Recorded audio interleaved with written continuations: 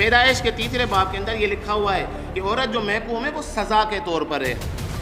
پولوس جیت نے تو عورت ذات ہی کو مورد الزام ٹھہرایا اور آدم علیہ السلام کو بری کر دیا۔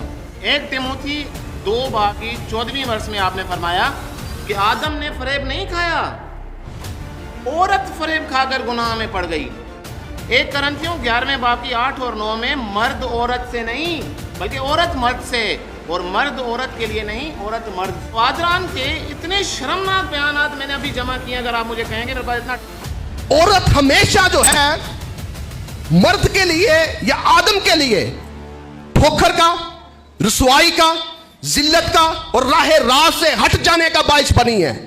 آپ بائبل مقدس کا مطالعہ کر کے دیکھ لیں، میں اپنی جانب سے یہ باتیں نہیں کر رہا، بائبل مقدس کا مطالعہ کر لیں۔ ہمارے یہاں پر بیٹیاں بھی بیٹھی ہوئی ہیں، بیٹے بھی بیٹھے ہوئے ہیں، افسوس کے ساتھ۔ اسلام کو نشانہ بنایا جاتا ہے، قرآن کو نشانہ بنایا جاتا ہے، ویسٹ میں جائیں گے نا زبردست قسم کا بائبل کو پچھاڑا جاتا ہے۔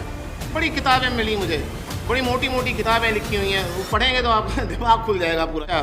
وہاں ایک جو ہے کتاب کے اندر لکھا ہے ہولی انجما، پیج نمبر 58 میں، اس کے متعلق اسٹیو وارڈ اپنی کتاب ہولی انجما کے پیج نمبر 58 میں کہتا ہے کہ عورت کو برابری کے حقوق یا مرد سے برابری کا نعرہ لگانے کے لیے ایتھیسٹ ہونا پڑے گا۔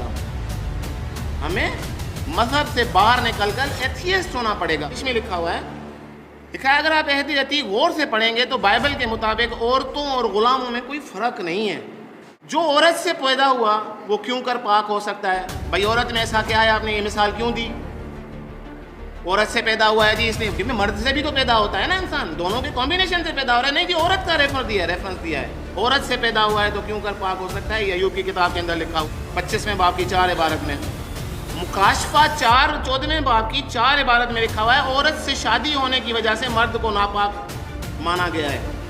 جس مرد کی عورت سے شادی ہو گئی وہ آدمی آلودہ ہو گیا۔